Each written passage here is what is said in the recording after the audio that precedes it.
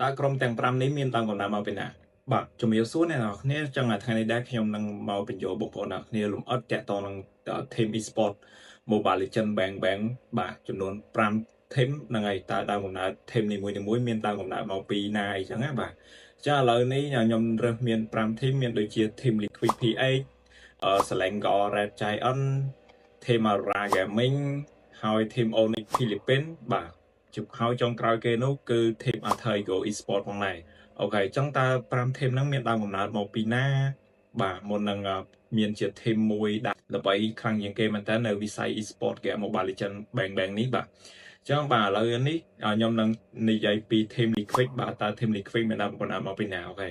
team Liquid មានដើមកំណើតមកពីក្រុម eCho Philippines ដែលគេបានបង្កើតឡើងនៅថ្ងៃទី24មិថុនាឆ្នាំ2020ក្នុងឈ្មោះ eCho Philippines បាទចឹងដើមកំណើត team Liquid ហ្នឹងគឺមុនដំបូងគឺអត់មាន Liquid ទេគឺ eCho Philippines ទេបាទដល់ពេលនេះមកគឺគេដូរឈ្មោះ eCho Philippines ហ្នឹងទៅជា team Liquid Philippines ដែរបាទក្រុម eCho Philippines ដំបូងជាក្រុម e-sport Mobile Legends មួយនៅប្រទេស Philippines នៅឆ្នាំ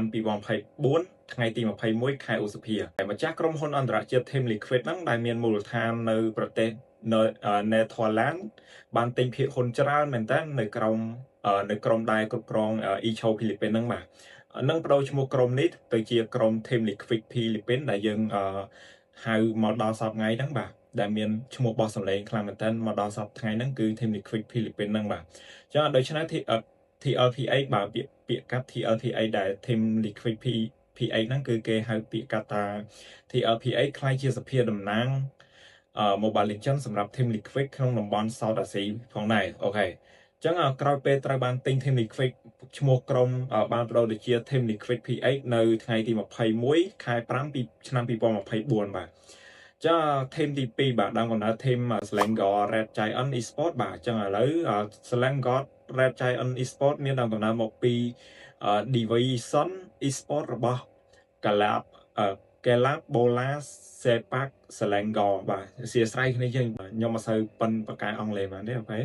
អានេះខ្ញុំអានតាម website ដែលគេដាក់មកទេអញ្ចឹងទៅខ្ញុំអានទៅបាទពីប្រទេសម៉ាឡេស៊ីអូខេក្រុមនេះត្រូវបានបង្កើតឡើងជាផ្លូវការដើម្បីចូលរួមប្រកួត Mobile Legends Bang Bang ក្នុង MPL ម៉ាឡេស៊ីតែម្ដងអូខេអញ្ចឹងស្ថាបនាផ្លូវការ19មករាឆ្នាំ2023ក្នុងឈ្មោះ Yodo Red Giant Esport គិតជា Division Esport របស់ Selangor SC ធ្លាប់មានកំណើតមកពីកីឡាបាល់ទាត់ក្លឹប Selangor ដែលមានរង្វង់ឈ្មោះ Red Giant អូខេចឹងមានន័យថាក្រុម e-sport Mobile Legends ដែលឈ្មោះថា Selangor Red Giant ដែលយើងហៅដល់សប្តាហ៍ថ្ងៃហ្នឹងគឺបានមកពីអ្នកដើមកំណើតក្រុមបាល់ទាត់ទេបាទក្រុមក្លឹបបាល់ទាត់ Selangor ដែលមានរង្វង់ឈ្មោះ Red Giant ហ្នឹងអូខេចាក្រោយពីបញ្ចប់កិច្ចសហការជាមួយ Yodo ហើយក្រុមបានបដូរឈ្មោះទៅជា Selangor Red Giant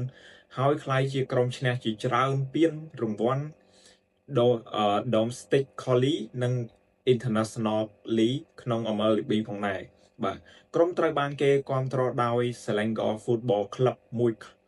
បាល់ទាត់ដ៏ល្បីមកពីប្រទេសម៉ាឡេស៊ីដែលមានប្រវត្តិចាប់ពីឆ្នាំ1936អូ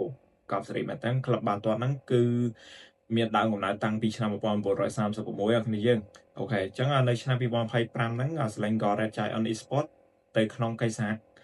ការយុទ្ធសាស្ត្រជាមួយ OG Esport ដើម្បីពង្រីកឥទ្ធិពលនៅតំបន់អាស៊ី Pacific និងប្រកួត MLB នៅក្រោមឈ្មោះ Selangor Red Giant Esport អូខេហ្នឹងដើមកំណើត Selangor Red Giant ដែលមានឈ្មោះបោះសម្លេងមកដល់សប្តាហ៍ថ្ងៃហ្នឹងបាទអញ្ចឹងក្រុមទី3គឺ Aurora Gaming តើគាត់មានដើមកំណើតមកពីណាអូខេ Aurora Gaming យើងស្គាល់ថាជាអង្គការ e-sport អន្តរជាតិដែលបានបង្កើតនៅឆ្នាំ2022នៅប្រទេស Serbia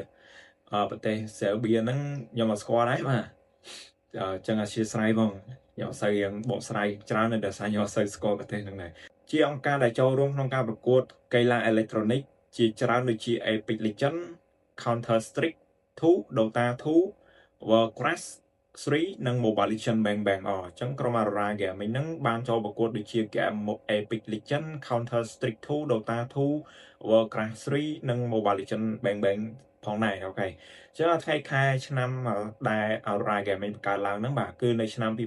2022 Aurora Gaming ត្រូវបានបង្កើតនៅ Serbia និងបានចូលរួម ប្រកួត e-sport ខុសៗគ្នានៅឆ្នាំ2024ខែកក្កដា Aura Gaming បានសម្រេចចូលរួមក្នុង Mobile Legends Bang Bang Professional League ហ្វីលីពីនផងដែរ MPL PH Season 14ផងដែរហើយយកទីស្នាក់នៅដែលចាក់ចែងពី Minana Evos ហើយបានតាក់ទាញកីឡាករដល់ល្បី All My V 33 News និង Vis មកចូលក្រុមខ្ញុំសូវស្គាល់ឈ្មោះដែរ Aura Gaming PA គឺជាផ្នែក MLB របស់ Aura Gaming ដែលមានមូលដ្ឋាននៅ Metro Manila ហ្វីលីពីននឹងចូលរួមប្រកួតក្នុង MPL ហ្វីលីពីនជាក្រុមភាគីហើយបានក្លាយជាក្រុមជើងឯក M7 World Champion 2026ផងដែរបាទអញ្ចឹង M7 World Champion 2026នេះគឺ Team Aura Gaming PA នឹងគឺជាអ្នកលើកពានផងដែរហើយ Aura Gaming ចូលក្នុង MLB និងបង្កើត Aura Gaming PA ដើម្បីប្រកួត MPL ហ្វីលីពីនចាប់ពីឆ្នាំ2024អញ្ចឹងតាមចាប់ផ្ដើមបង្កើតពេលឆ្នាំ2024នេះដែរទេ Aura Gaming PA បាទត្រូវបានពោពេញដោយជោគជ័យទាំងនៅលីកក្នុងស្រុកនិងពិភពលោកកោបសេរីយកតែម្ដងបាទអញ្ចឹងយើងចូលមកដល់ក្រុមទី4បាទដើមកំណើត Team Onyx Philippines បាទ Onyx Philippines មានដើមកំណើតមកពី Onyx Esports ដែលជាគ្រឹះស្ថាន Esports ធំមួយនៅឥណ្ឌូនេស៊ី Onyx Esports ត្រូវបានបង្កើតឡើងនៅឆ្នាំ2018ហើយបន្ទាប់មកបានពង្រឹងសច្ចកិច្ចរបស់ខ្លួនចូលក្នុងទីផ្សារកីឡាអេឡិចត្រូនិកនៅប្រទេសហ្វីលីពីនដើម្បីបង្កើតក្រុម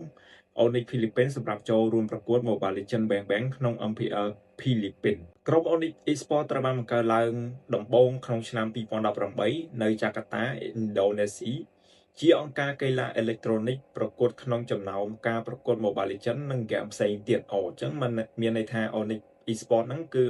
មិនមែនចូលរួមសម្រាប់ប្រកួត Mobile Legends ទេនឹងមានហ្គេមផ្សេងទៀតដែល Onyx Esports នឹងបានចូលរួមប្រកួតបាទអញ្ចឹងយើងចូលមកដល់ក្រុមទី5ដែលជាក្រុមចុងក្រោយបាទគឺដើមកំណើតក្រុម Thaigo Esports បាទ Thaigo Esports គឺជាអង្គការកីឡាអេឡិចត្រូនិកEsports Organization ដំបូងមានដើមកំណើតនៅប្រទេសឥណ្ឌូនេស៊ីក្រុមនេះត្រូវបានបង្កើតឡើងដោយ Delin Sukamto បាទចាំខ្ញុំដាក់អក្សរអង់គ្លេសនៅលើនេះខ្ញុំអត់សូវប៉ិនអង់គ្លេសបានណាសួស្ដីគ្នាក្នុងឱកាសដើមឆ្នាំ2017-2018ទើបនឹងបង្កើតក្រុមចាប់ផ្ដើមពីគម្រោង e-sport ដែលគេផ្ដល់ជំនួយនិងផ្អែកលើក្រុមដែលត្រូវបានគេទទួលពីស្ថានភាពនិងមិនសូវមានការគ្រប់គ្រងហើយបន្ទាប់មកក្លាយជាក្រុមសហគ្រាស e-sport ដ៏សកម្មមួយនៅលើឆាកប្រកួត e-sport នៅអាស៊ីតំបន់អាគ្នេយ៍Thaigo គេបង្កើតឡើងក្នុងឱកាសដំបូងនៅឆ្នាំ2017-2018នៅចក្រភពឥណ្ឌូនេស៊ីជាអង្គការកីឡាអេឡិចត្រូនិកមួយ Delin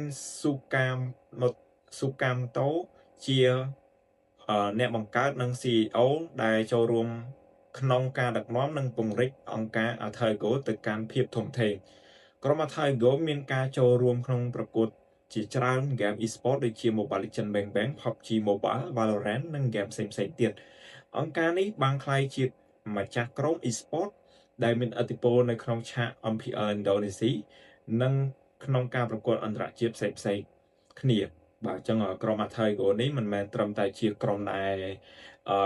ការប្រកួត Mobile Legends Bang Bang ទេថែមទាំងប្រកួត PUBG Mobile Valorant ផងដែរអញ្ចឹងក្រុម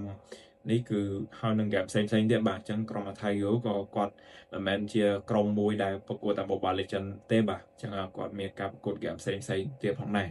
ញ្ចឹងបាទអញ្ចឹងវីដេអូនេះមានប៉ុណ្ណាគ្នាយើងបាទសូមបើវីដេអូនេះមានកំហុសខុសឆ្គងត្រង់កន្លែងណាសូមអ្នកទាំងអស់គ្នាមេត្តាខន្តីអភ័យទោសដល់រូបខ្ញុំផងបាទដោយសារខ្ញុំអត់សូវប៉ិនខាងនិយាយខាងបញ្យល់ប្រហែលទេបាទតែខ្ញុំធ្វើវីដេអូនេះឡើងគ្រាន់តែខ្ញុំចង់ឲ្យគ្នាយើងមួយចំនួនតូចដែលគាត់អត់ទាន់ដឹងពីដើមកំណើតរបស់ក្រុមនីមួយៗឲ្យគាត់ដឹងបាទហើយរួមទាំងខ្ញុំផងដែរខ្ញុំក៏ដឹងដូចគ្នាដែរអានេះខ្ញុំធ្វើការស្វែងរកជាមួយនឹង Google ទេបាទខ្ញុំដឹងបាទអញ្ចឹងអរគុណអ្នកទាំងអស់គ្នាបាទបើសិនពេញចិត្តនៅវីដេអូនេះកុំភ្លេចជួយ like subscribe អ្នកមួយផងដើម្បីលើកទឹកចិត្តខ្ញុំធ្វើវីដេអូបន្តទៀតបាទអរគុណជំរាបលាអ្នកទាំងអស់គ្នាបាយបាយជួបគ្នានៅវីដេអូក្រោយបាទសូមអរគុណ